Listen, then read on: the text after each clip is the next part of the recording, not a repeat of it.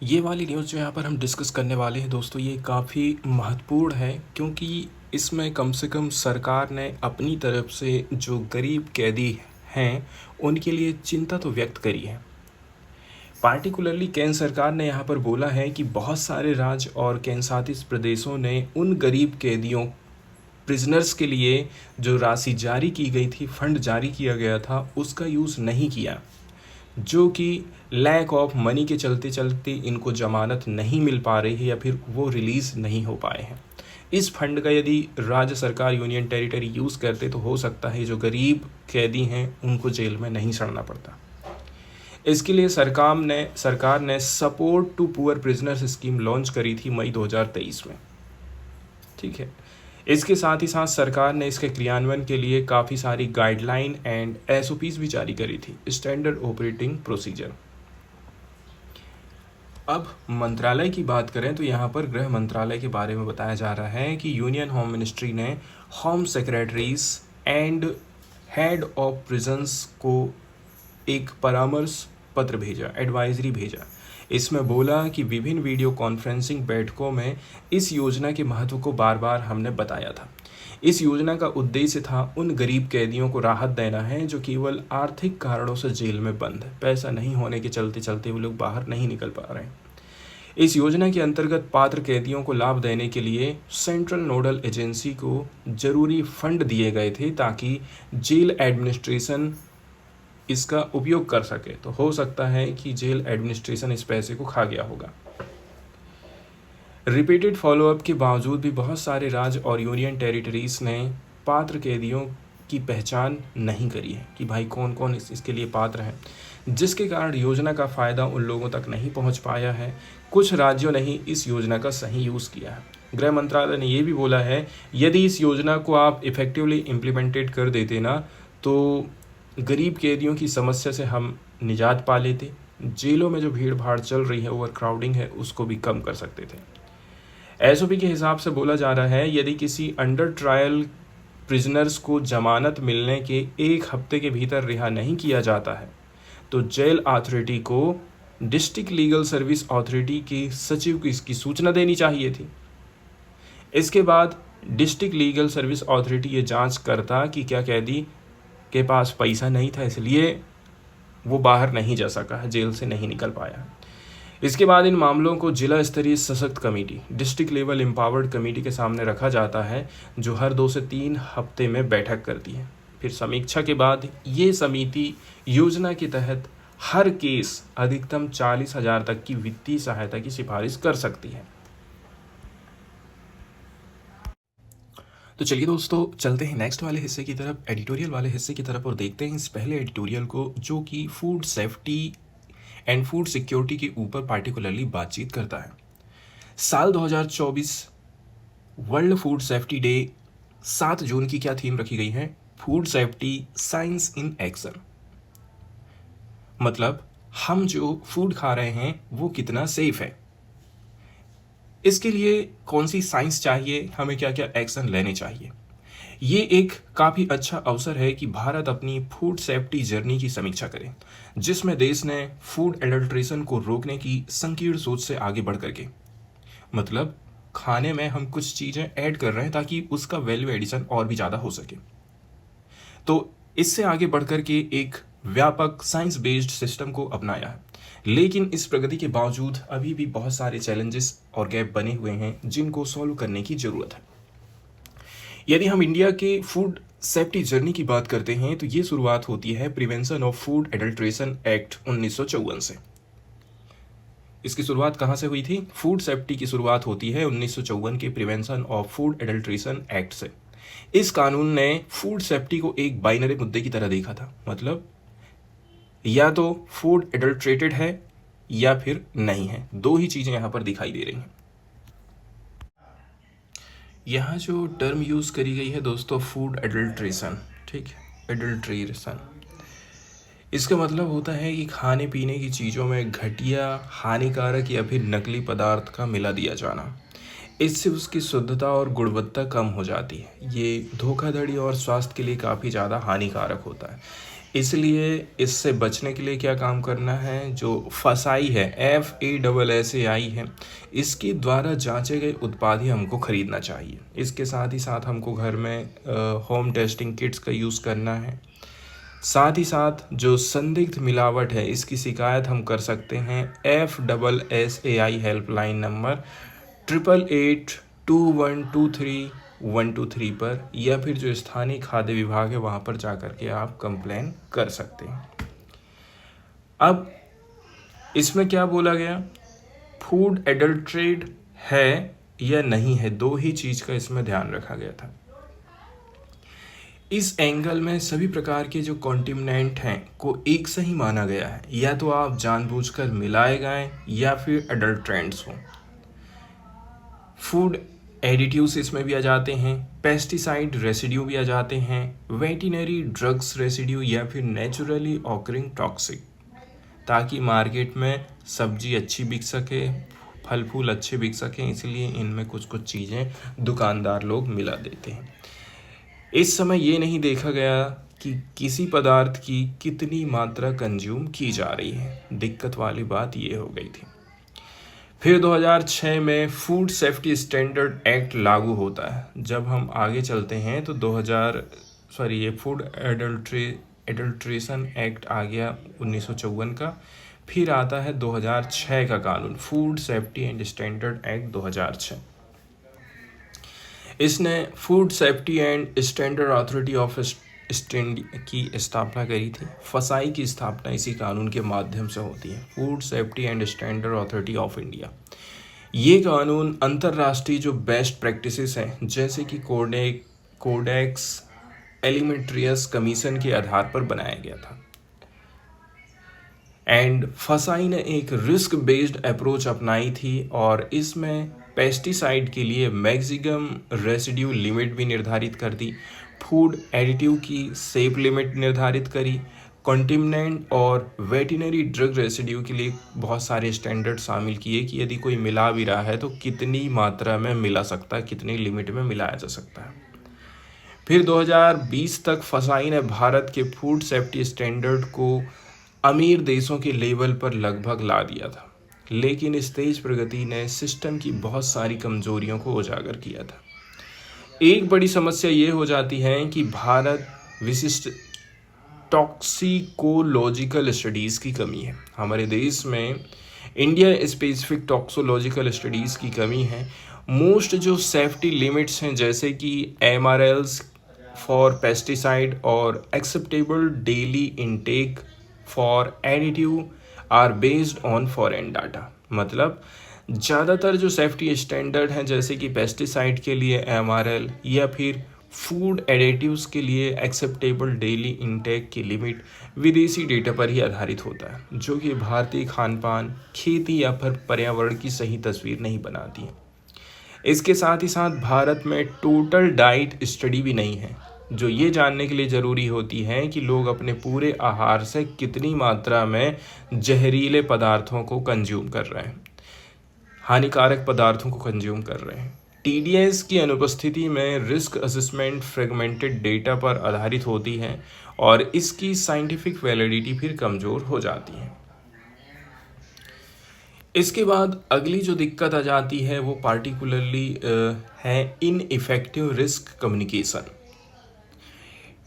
Technical जैसे कि MRLs क्या है, ADIs क्या है, तो साथ ही साथ बहुत छोटी जो यूनिट्स होती हैं, जैसे कि पार्ट्स पर मिलियन PPM, पार्ट्स पर बिलियन PPB में होते हैं। मतलब इसमें जो चीज़ें हैं एकदम छोटी छोटी यूनिट में शॉर्टकट में बताई जाती हैं, जो आम लोगों को समझ में नहीं आता है।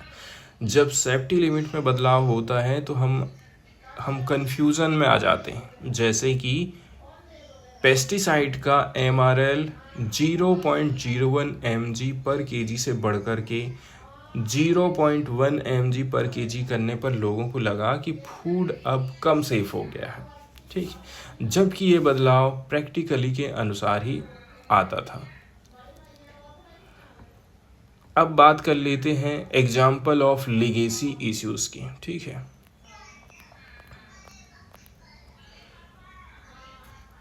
एक लीगेसी इशू है मोनोसोडियम ग्लूटामेट का रेगुलेशन। किसका रेगुलेशन? मोनोसोड ग्लूटलेट्स का रेगुलेशन, जो एक फ्लेवर इन्हेंसर है। हालांकि बहुत सारी स्टडीज़ में मोनोसोडियम ग्लूटामेट को सुरक्षित पाया गया है, फिर भी 1971 से ही जॉइंट एक्सपर्ट कमिटीज़ की जब हम चर्चा करते हैं, ठीक है, तो इस कमेटी ने इसे सेफ घोषित किया था।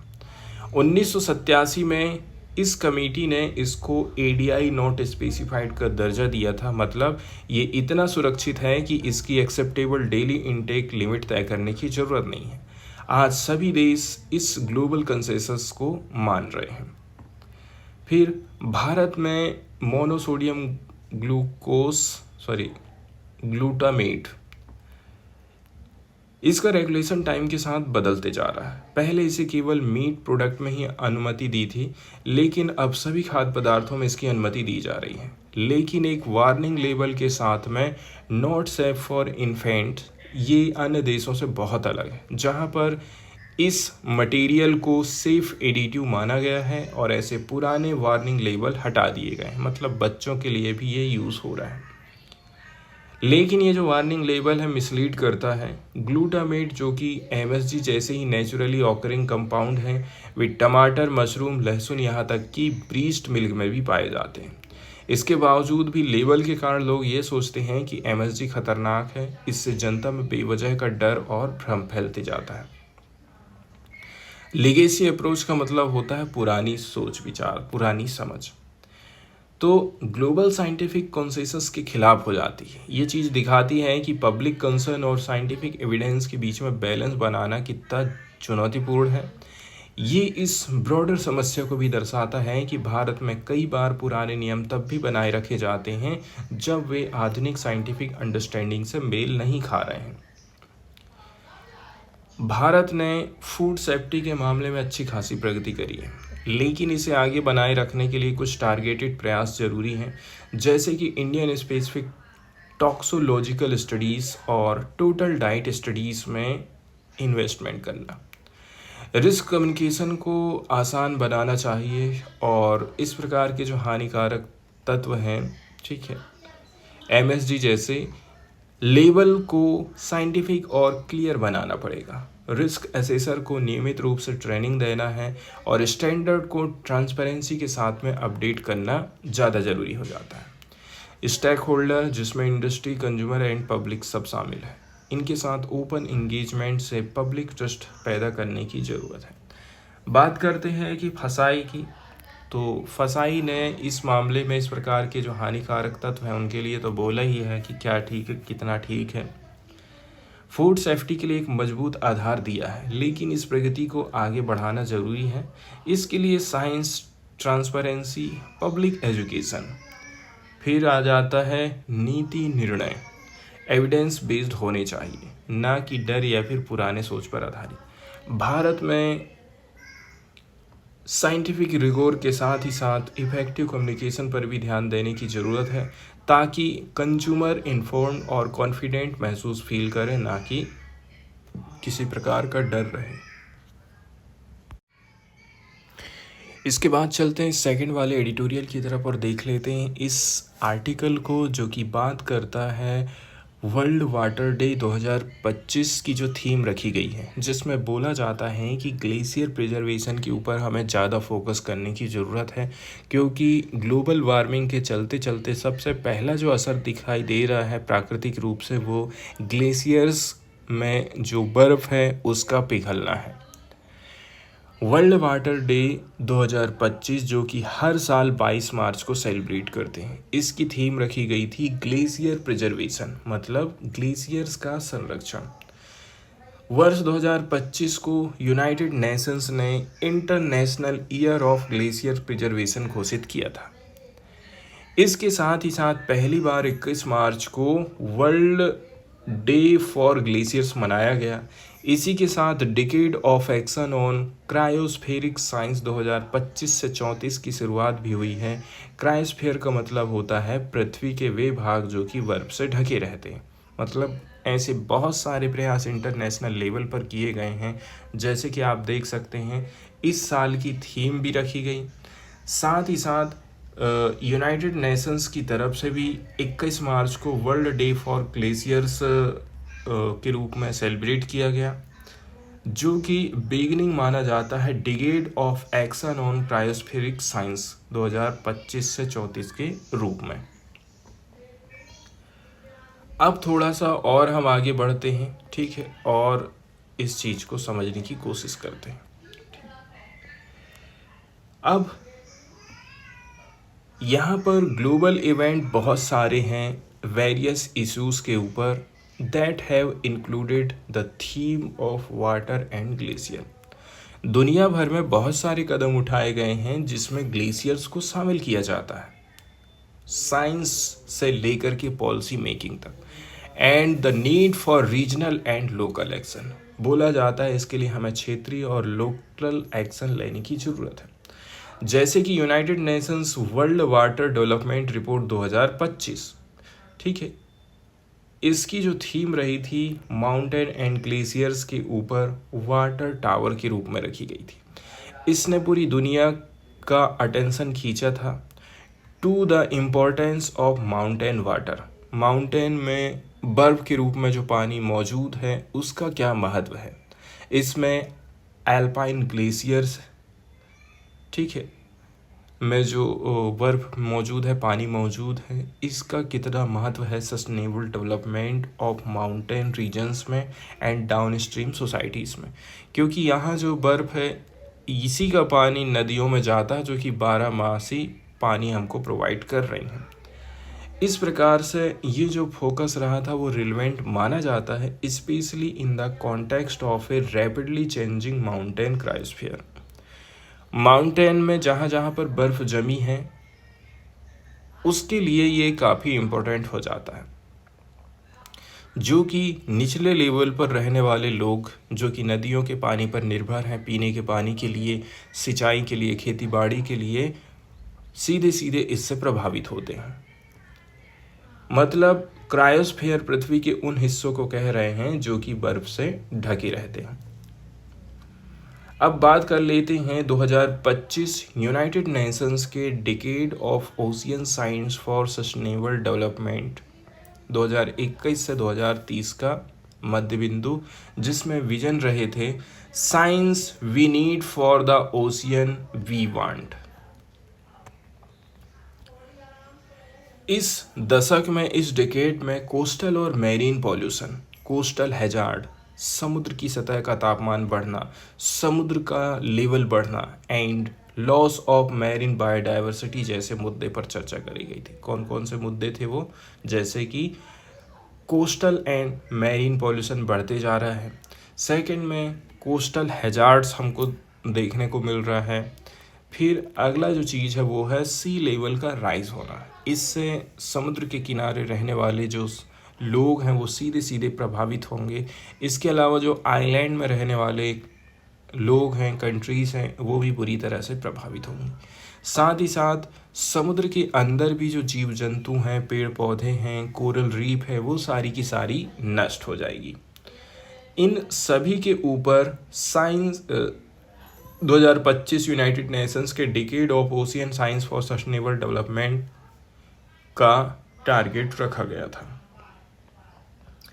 अब इन दोनों जियोग्राफिकल एंटाइटिटीज़ को जोड़ता है, कौन जोड़ता है? पानी, क्योंकि इसमें क्लियर अपस्ट्रीम डाउनस्ट्रीम लिंकेजेस होती हैं। मतलब ऊपर के हिस्सों में जो बर्फ़ जमी हुई है, यहाँ पर यदि आप ह्यूमन एक्टिविटीज़ कर रहे हैं, ये सीधे सीधे निचले हिस्सों के एनवायरनमेंट को प्रभावित कर रही हैं। हाइड्रोलॉजिकल साइकिल, अब बात करते हैं प्राकृतिक रूप से जो जल चक्र चल रहा है, ठीक है। हाइड्रोलॉजिकल साइकिल मतलब जल चक्र एक नेचुरल प्रोसेस के रूप में अपने आप चल रहा है, लेकिन सब सिस्टम लेवल पर ये ह्यूमन एक्टिविटीज़ के कारण बदल जाता है। जैसे कि नदियों पर आपने डैम बना दिए हैं, एग्रीकल्चर कर रहे हैं, इसके लिए डाइवर्जन ऑफ वाटर कर दिया जाता है। सरफेस वाटर बॉडीज़ और ग्राउंड वाटर एक्वीफर से पानी निकाला जाता है। इस प्रकार के कदम उठाए जा रहे हैं जो कि नेचुरल वाटर साइकिल है उसको प्रभावित करता है। तो ये सारी चीज़ें फ्रेश वाटर फ्लो को कोस्टल एरियाज़ और ओपन सी तक पहुंचने से रोकते हैं, जिससे मेरीन एनवायरनमेंट प्रभावित होता है। मतलब पानी को समुद्र में जाने के पहले ही हम लोग रोक दे रहे हैं। तो क्योंकि समुद्र का पानी ही भाप बन के उड़ता है, फिर वही बादल के रूप में बनेगा और फिर बारिश होगी। लेकिन यदि हम डैम बना देते हैं, ग्राउंड वाटर को निकालते हैं, तो ये सारी चीज़ें जल चक्र को रोकती हैं। वर्तमान वाटर मैनेजमेंट प्रैक्टिसेस इस अपस्ट्रीम डाउनस्ट्रीम लिंकेज को नज़रअंदाज कर देता है, जो एक ग्लोबल कंसर्न है। लैंड, फ्रेश वाटर और कोस्टल और ओशियन रिसोर्सेज के इंटीग्रेटेड मैनेजमेंट की ज़रूरत पहचानते हुए 2012 में मनीला डिक्लेरेशन के अंतर्गत, अब हम बात कर रहे हैं यहाँ पर मनीला डिक्लेरेशन। यहाँ पर आपको देखने को मिलेगा सोर्स टू सी अप्रोच, मतलब furthering the implementation of global program of action for the protection of marine environment from land based activities। इसको 65 देशों ने अपनाया था, और ये चाहे हमारे समुद्र हों, चाहे हमारा जो समुद्री तट हो और यहाँ के आइलैंड, इनसे जुड़े वाटर साइड की समस्या को हल करने के लिए सभी लेवल पर कोऑपरेशन और कोऑर्डिनेशन को बेटर बनाने की बात करता है। इसमें रिच टू रीप जैसी इंटीग्रेटेड मैनेजमेंट अप्रोच अपनाने एंड स्टेक होल्डर को शामिल करने और इनोवेटिव सॉल्यूशन विकसित करने पर जोर दिया जाता है। अब स्टॉकहोम इंटरनेशनल वाटर इंस्टीट्यूट ने, यदि हम और भी ज़्यादा आगे बढ़ते हैं, सीवी की बात करते हैं, स्टॉकहोम इंटरनेशनल वाटर इंस्टीट्यूट 1 सितंबर 2014 को source to sea management initiative के लिए एक्शन प्लेटफार्म चालू किया था। क्या चालू किया था? एक्शन प्लेटफार्म लाया गया था। ये इनिशिएटिव लाया गया ताकि decision makers, stakeholder, fresh water, coastal और मैरीन एक्सपर्ट को आपस में जोड़ा जाए, सहयोग को बढ़ावा दिया जाए, बेटर प्रैक्टिसेस अपनाई जाए एंड इंटरनेशनल कोऑपरेशन को बढ़ावा देना। जनवरी 2025 से इस प्लेटफॉर्म की जो मेजबानी है international union for conservation of nature कर रहा है, IUCN कर रहा है।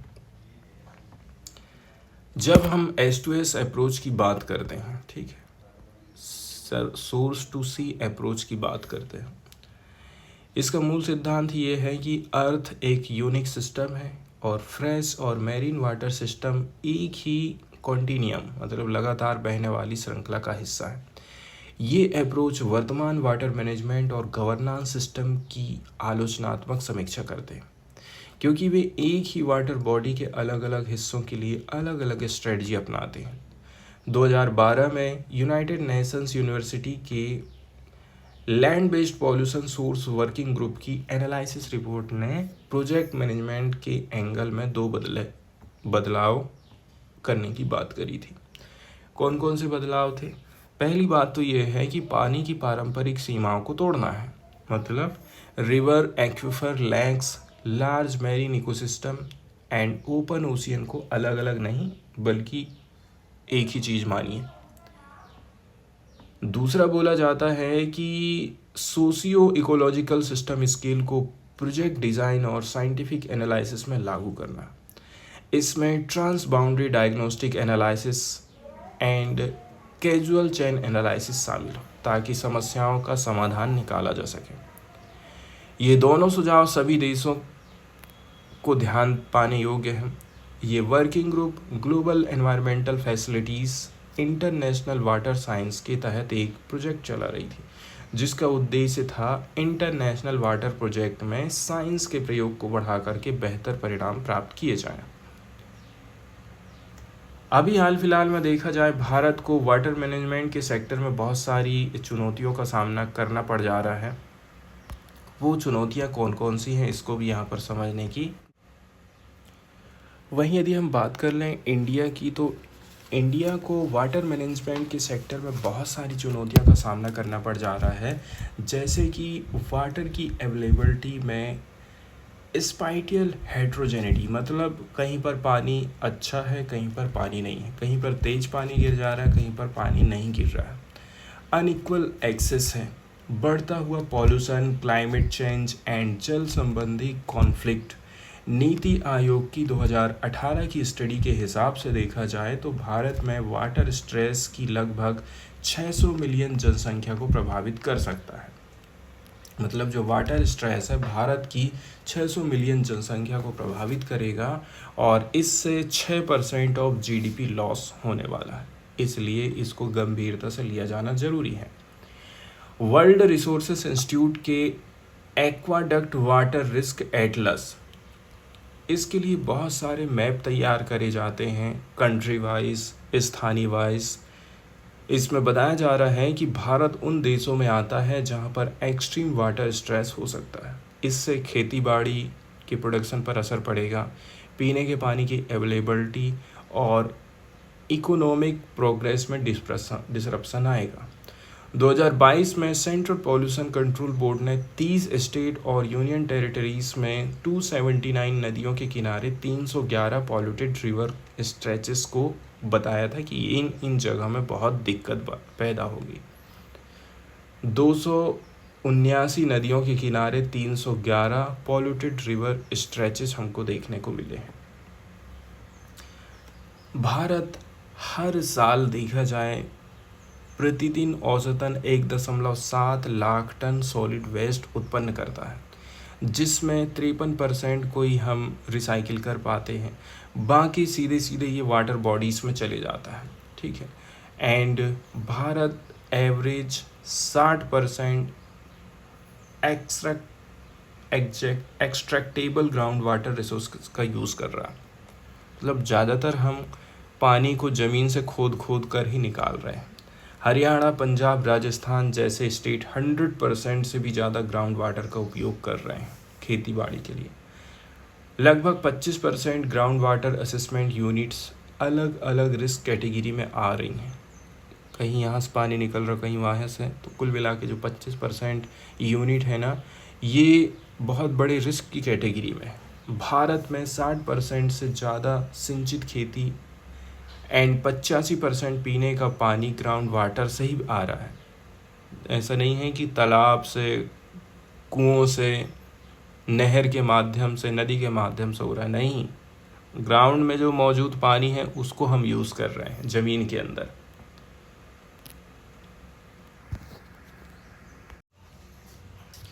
न्यूज़ वाले सेक्शन की तरफ यदि हम देखें दोस्तों, तो ये वाली जो न्यूज़ है काफ़ी ऐतिहासिक है, हिस्टोरिकल है।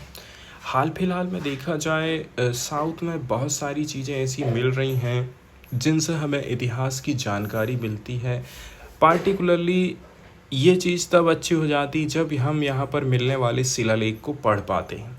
अभी हाल फिलहाल में तमिलनाडु के मदुरै ज़िले के मेलूर तालुक स्थित उदमपट्टी गांव में 800 साल पुराना शिव भगवान का मंदिर मिला है, जो कि पांड्या पीरियड मतलब पांड्य वंश के उत्तर काल से संबंधित माना जाता है।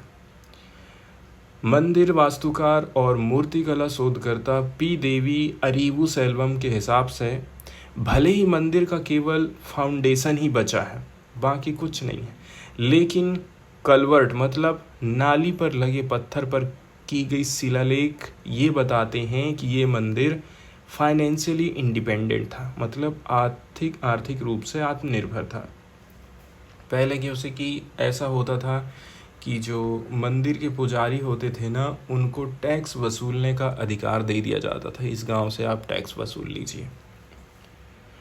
तमिलनाडु राज्य पुरातत्व विभाग की बात करें, Tamil Nadu state department of archaeology के द्वारा 1974-75 में प्रकाशित दस्तावेज के हिसाब से इस क्षेत्र में बहुत सारे प्राचीन मंदिर मौजूद थे, लेकिन आज उनमें से ज़्यादातर खंडहर बन चुके हैं या फिर लगभग ख़राब हो गए।